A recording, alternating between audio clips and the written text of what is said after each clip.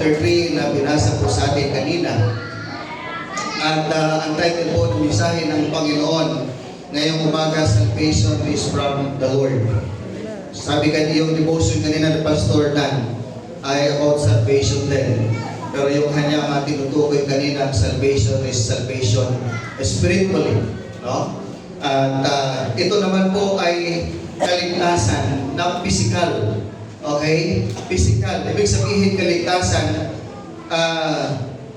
dahil sa proteksyon ng Diyos na binibigay na sa atin, we are saved sa lahat po ng kapahamakan na nangyayari po sa ating buhay.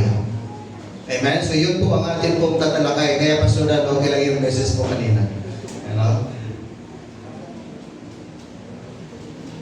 Tayo muna isang galing yung buko at tayo po'y manalangin. We are so grateful, Lord, sa umagang ito na kami po ay iyong pinagsama-sama, Panginoon, upang ikaw ay aming pupurihin at sasambahin, Panginoon. Ngayong umaga, hayaan mo, Lord, na kami po'y makinig ng iyong mga salita. Kaya hinihiling po namin, Lord, ang paghilos ng iyong banal na Espiritu sa aming mga buhay. Lord, ang aming pong panalangin sa oras na ito ay mangusap po kayo sa bawat isa sa amin. At dalangin po namin, Lord, na sa bawat mensahe na nais niyo pong ipahayag sa aming pong kalagitnaan. Panginoon, bigyan niyo po kami ng sapat na karunungan at katalinuhan upang may-apply po namin ito sa aming pong buhay. Salamat po, God. Purihin ka at sambahin ka.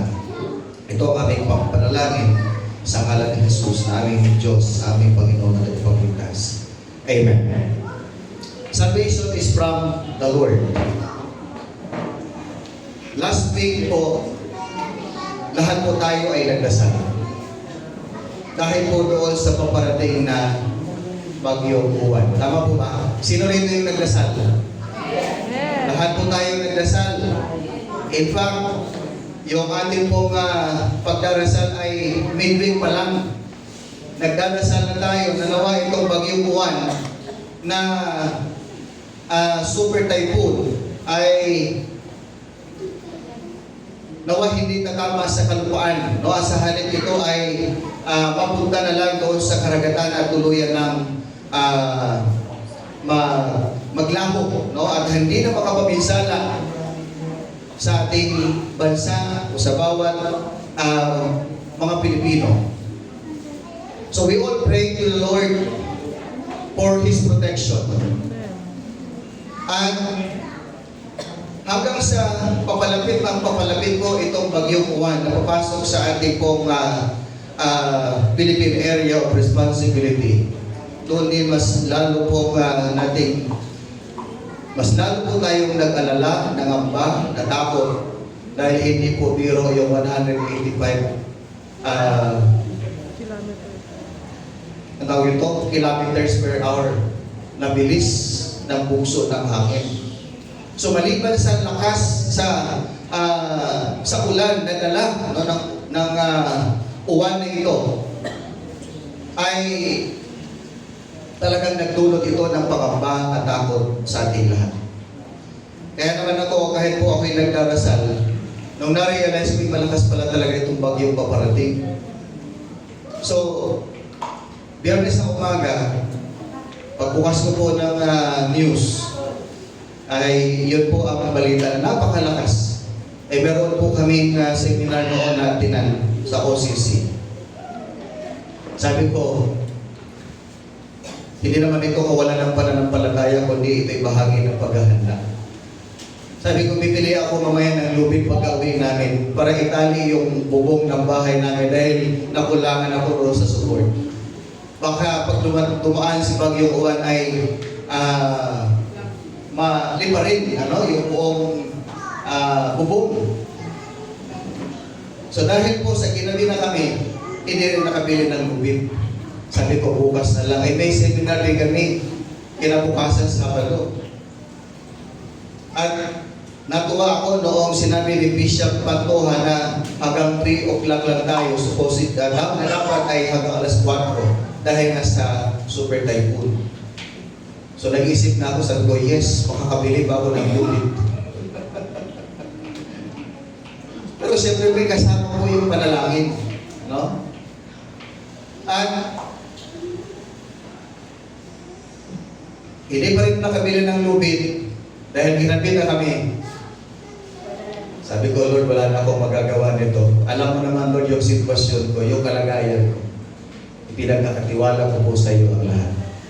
Alam ko, protected mo kaming lahat. Nagdasal kami, iniling namin sa iyo ang iyong proteksyon. Alam ko, walang mangyayari. Na bagyo, yung napakalakas na bagyong buwan na daraan sa aming lugar. Yan ang linggo, nandito lang kami. No? At sa takot din niya tinulor at pangambad, sinanti naman siya, may pinuntahan siya. So evacuate din siya rito sa church. Hindi namin namalayan, yung bagyo pala dumaan na. Dumaan na pala. So ganun lang pala yun. Mabilis niya kasi. Dahil sa sobrang bilis, hindi namin namalayan, pero good thing, salamat sa Panginoon, dahil walang nasirang anuman mga ari-arian dito po sa ating lugar. Amen po ba? Bakit tayo po ay nanalangin, inilig natin sa ating Panginoon na tayo po ay kanyang proteksyonan laban po sa napakalakas na bagyo. Pero nung sumunod po ng mga araw, pagbukas po natin sa ating Facebook, ano po ang mga nakita natin?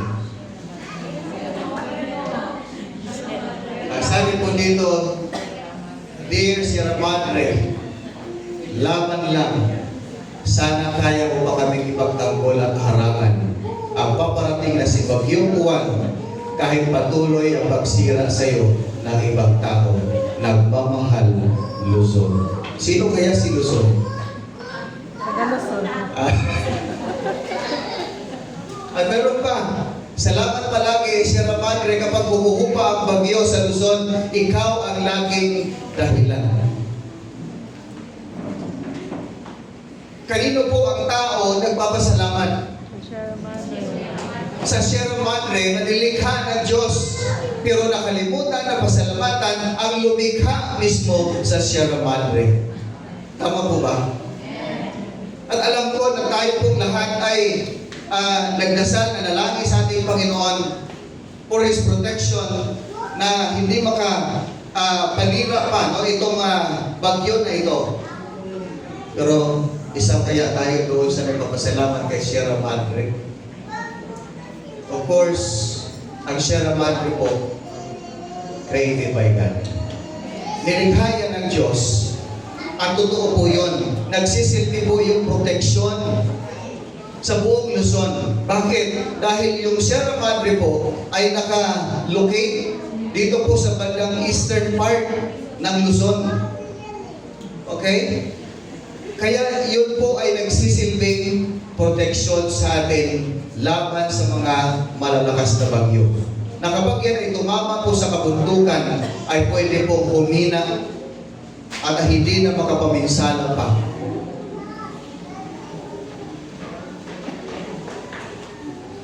At ngayong umaga, ito po ang ating pagbubulay-bulayan ngayong umaga. Sino nga ba ang dapat nating pasalamatan? Sino nga ba ang bibigyan dapat natin ng credit? Sino nga ba ang dapat nating bigyan ng parangal kapag tayo ay ligtas mula sa anumang uri ng kapahamakan na nagbabadya sa ating buhay?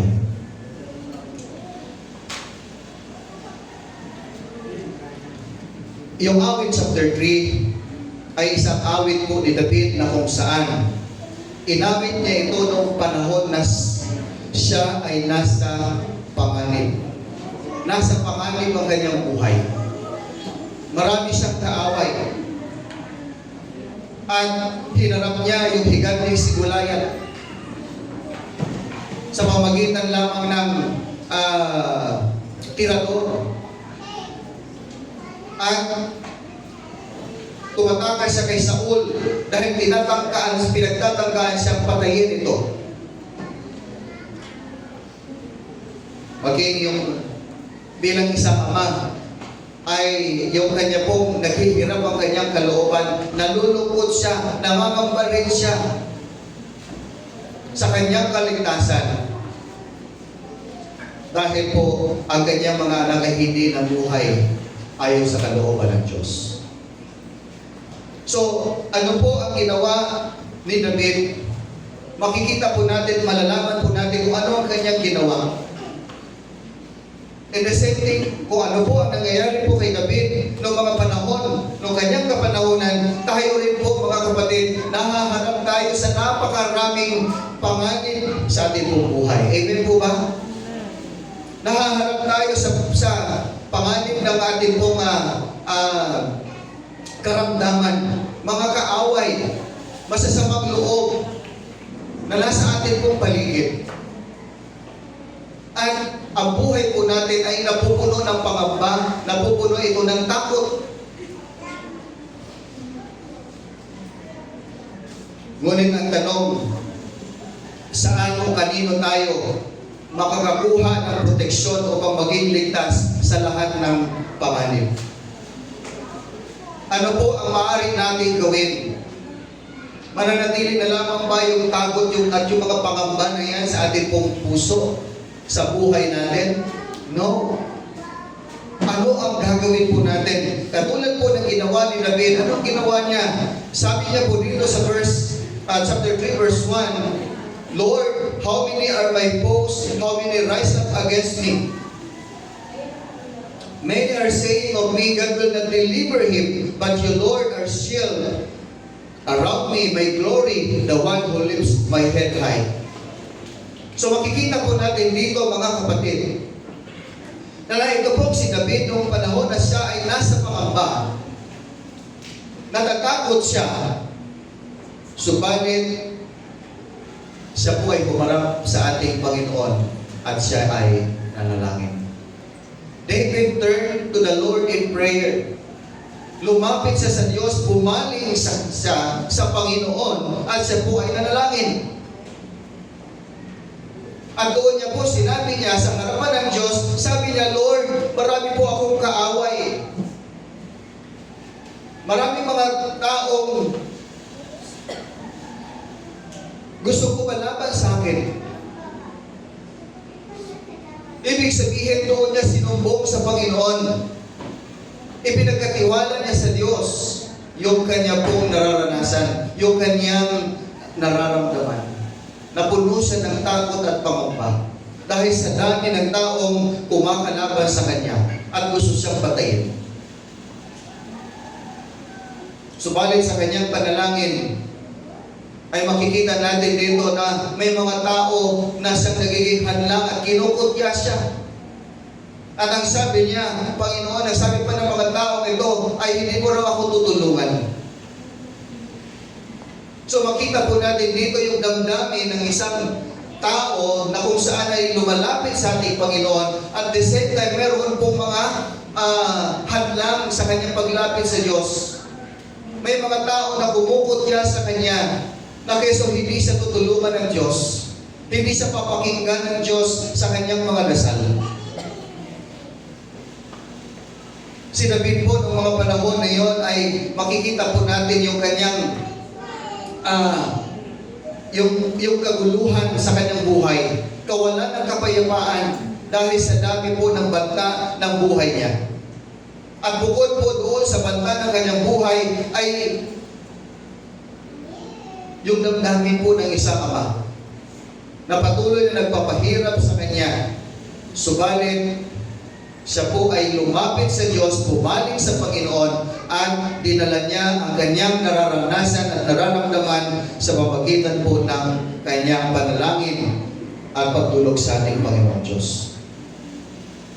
Hindi niya alintana kung ano man ang sinasabi ng publiko sa kanya, ng mga taong nakapaligid sa kanya.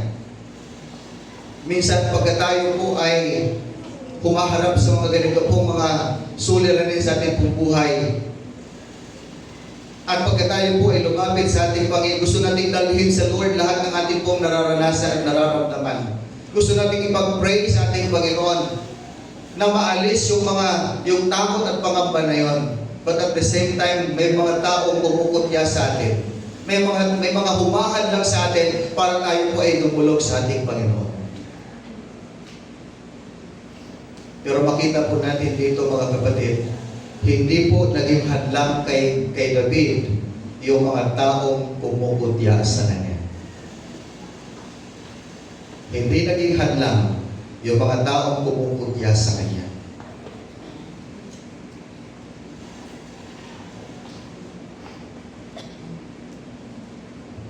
Subalit, sabi na rito sa verse 3, "But you, Lord, are my shield around me. My glory, the one who lifts my head high." Ikaw ang Diyos, ang aking kalasang. At ako ay iyong ipagtatanggol, sabi ng ni David sa kanyang panalangin.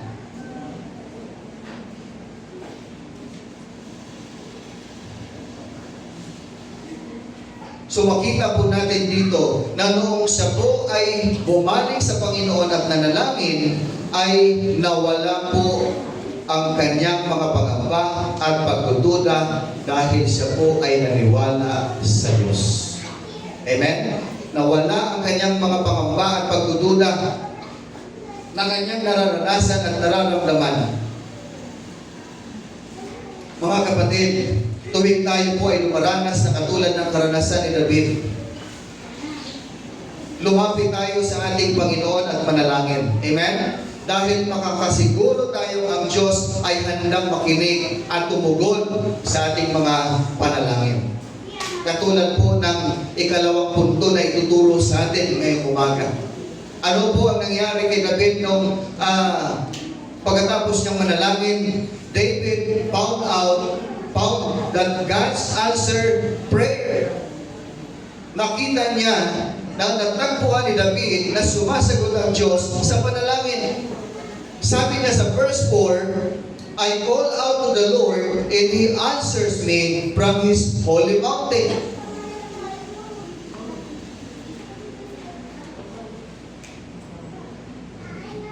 Hindi po natin kailangan katakutan ang isang nakasimangot na mundo na habang tayo po ay nagagalak at nakikinig sa ating Panginoon, humaharap sa ating Panginoon.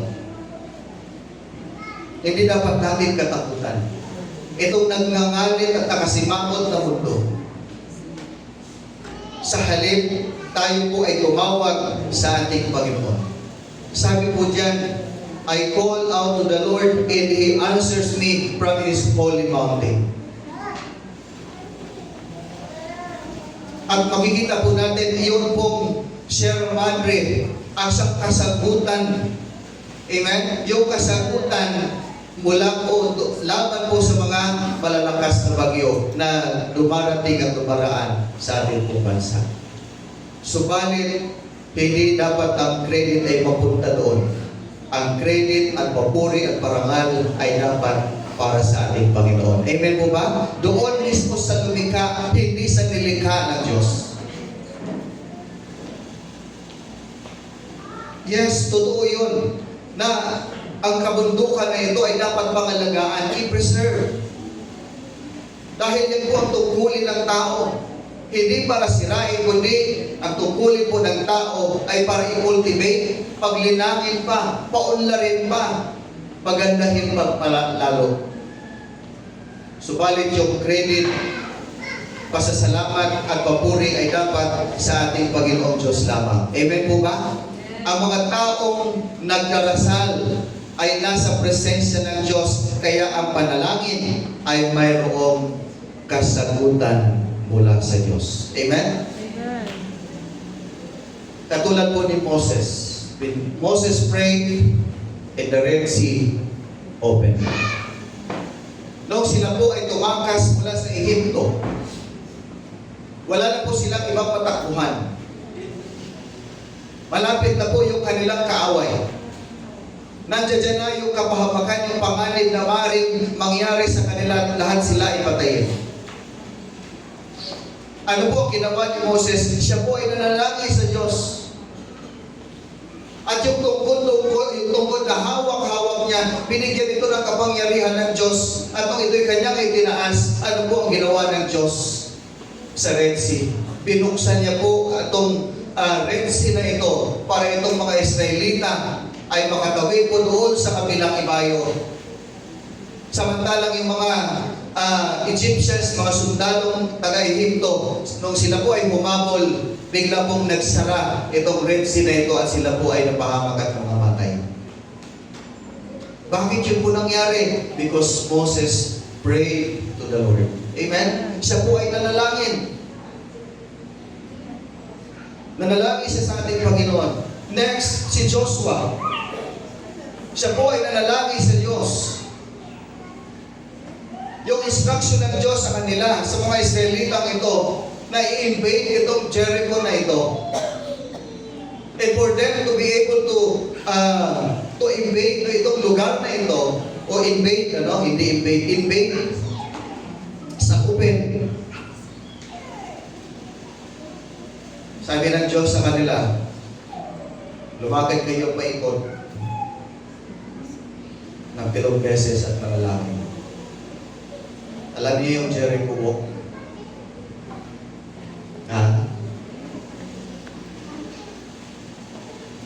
Kapag kami po ay nasa bahay nag-i-stay at pupunta rito sa church, hindi naman po lagi strawberry state yung dinadaanan po namin. Minsan iniikot ko po, minsan dito ako dumadaan. Alam niyo po kung bakit? Inspired po ako ng Jericho walk. Habang ako po'y naglalakad o kaya nakasakay sa motorsiklo, nagdarasal po ako. Nananalangin po ako. Ganun po ginagawa ng panahon ni Joshua.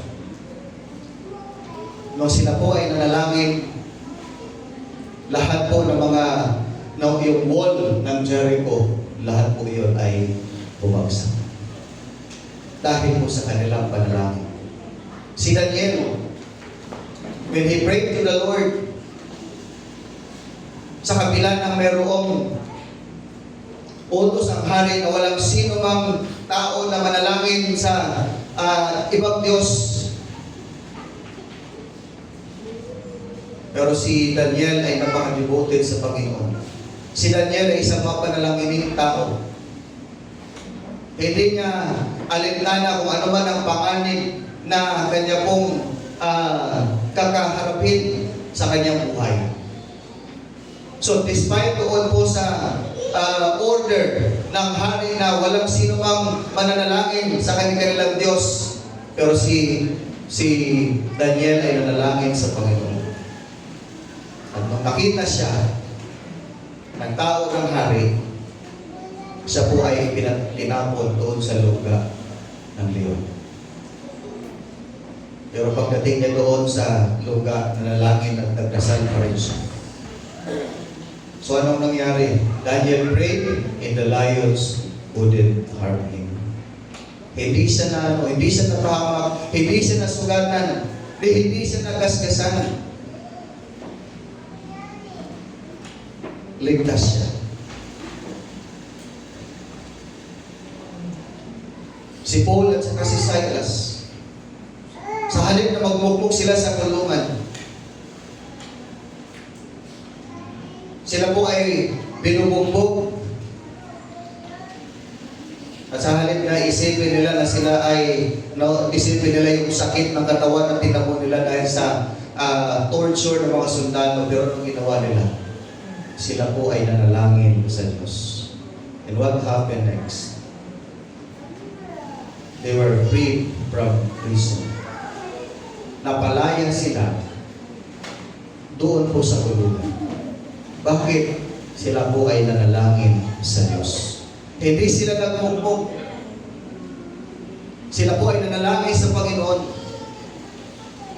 At ang Diyos po ay sumagot sa kanilang panalangin.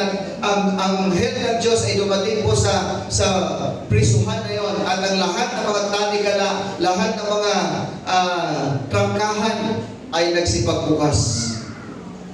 At lahat po ng mga preso ay nakatakas. Bakit yun nangyari? Dahil sila po ay nanalangin sa ating Panginoon. Nanalangin sila sa Diyos at walang anumang panganib o walang mang kapahamakan na nangyari sa kanila. Church, patuloy po tayong manalangin. Naririnig ng Diyos at sasagutin niya ang ating pong mga dasal sa kanyang kapanahonan. Amen?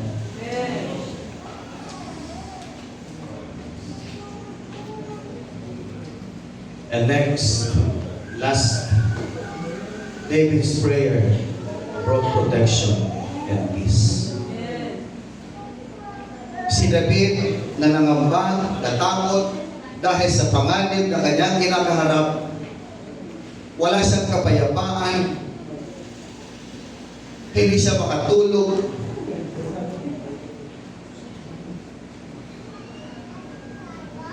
subalit nung siya ay nagdasal, ibinigay sa kanya ng Diyos ang proteksyon at kapayapaan. Ay sabi po dito, I lie down and sleep, I wake again because the Lord sustains me.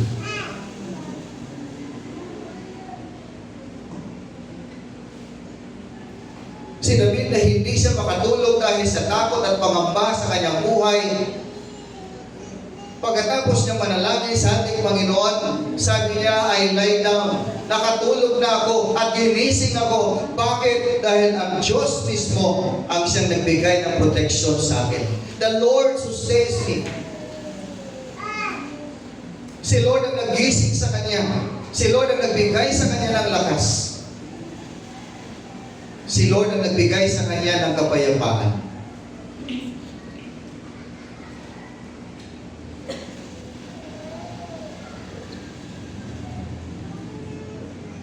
Si David po ay humiga sa piling ng Diyos. Nakahiga siya, ang kanyang ulo ay nasa dibdib ng Diyos, na kung saan nakatulog siyang masaya sa ilalim ng pakpak at providensya sa matamis na seguridad ng ating Panginoon. Kaya siya po ay nagising ng ligtas. Sa mga mag-asawa na nandirito, sa mga mag-asawa lang ito ha, naranasan niyo na ba na humiga kayo sa kanlungan ng inyong partner? Ako po, naranasan ko. At alam niyo yung pakiramdam, napakasarap sa pakiramdam. Para kang hinihiling. Bakit? Humihiling pa daw. Ano ba daw bukitin? Kahit alam na nila. Ano? Yes, napakasarap sa pakiramdam. At alam ko na hindi lang kami gumagawa nun. At sa mga hindi pa gumagawa, subukan nyo. Pero huwag mo na sa mga binata at dalaga.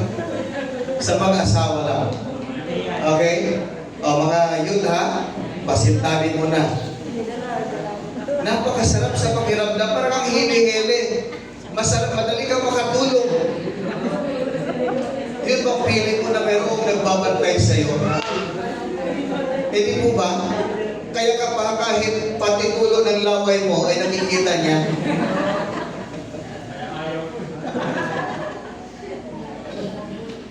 Eh bakit? Mag-asawa naman kayo. Kilala niya na ang isa't isa. Hindi ba? May maitatago pa ba kayo?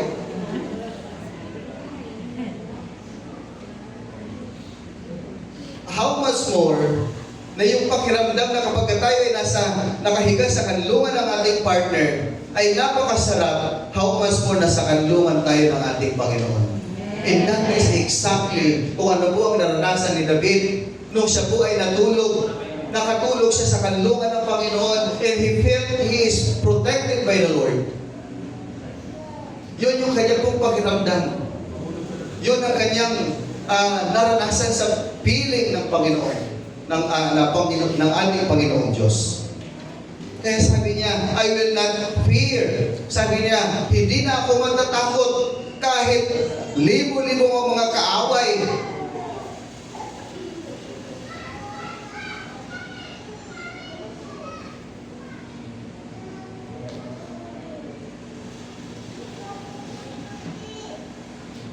Libo-libo mga kaaway na magsipag-abang sa Kanya. Sabi niya, hindi ako natatakot.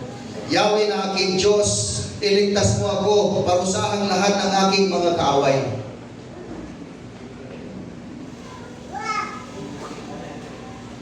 So piling po ni David, siya po ay secure sa piling at sa presensya ng ating Panginoon. Hindi siya natatakot sa ano paman.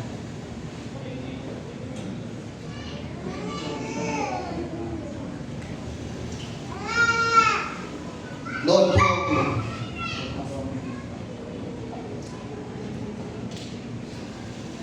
itong nakaraan po, kahapon nandun po kami sa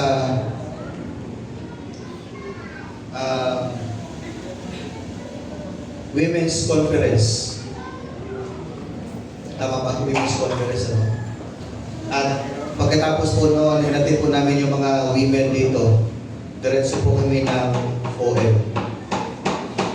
Philippines. Kasi anniversary po nila.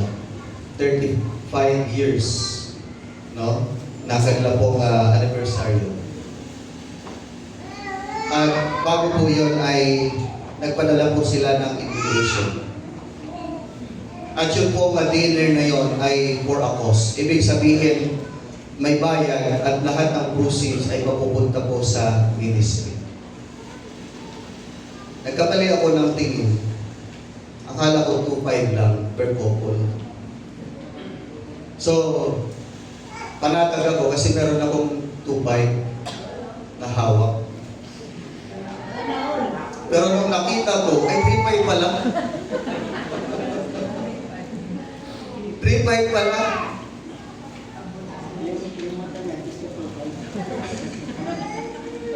Sabi ko, nag-pray talaga ako kagahapon. Sabi ko, Lord, kasi andun yung ano ko na baka parang nakakahiya naman na pumunta ka tapos kulang yung bayad mo. Sabi ko, Lord, kayo po ang magpadala ng instrumento para mapunan ko itong 2.5 ko. Alam mo, Lord, yung damdamin ko. Ikaw ang Diyos na nakakasiyasat ng aming puso.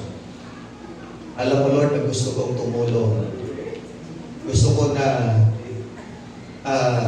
makatulong sa ministry ng OM. Yun po yung desire ko. Kaya hindi po alintana sa akin kung magkano yung dinner for a cause na yun. No? Presyo lang yun. Wala pong, kumbaga, sa lahat, parang sa akin, sa lahat ng mga blessings na tinanggap ko mula sa Panginoon, yung prayer ko, gusto ko na, sabi ko, Lord, gusto ko namang magbigay pabalik sa iyong gawain. And we know na the OM Philippines ay ginagamit po ng Lord, naging instrumento para po ang simbahan na ito at yung ministry, lalo na sa kabataan, ay masustain. Tama po ba?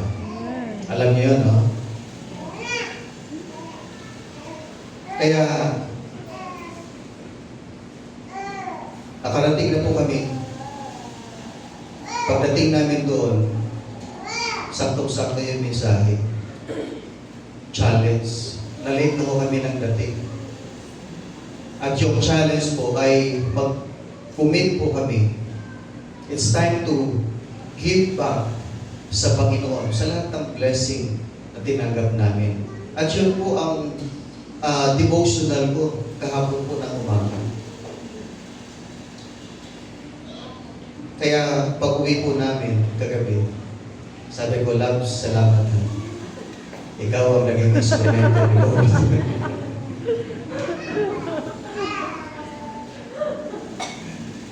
Buti na lang meron sa 1,000. Kaya pala pagod na pagod pag-uwi. Sabi, Parang kinakabahan siya, sabi niya, salamat na. Kasi ikaw ang naging instrumento ni Lord para mapunan yung 3-5 ko. Para magbayad natin sa dinner for a cause. Pero sabi ko sa kanya, huwag kang mag-alala, mabayaran ko.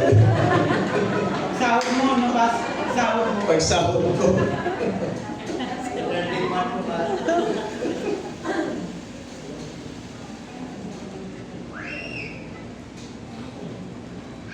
Yun po yung mga bagay na nagdulot po sa atin ng pangamba, problema.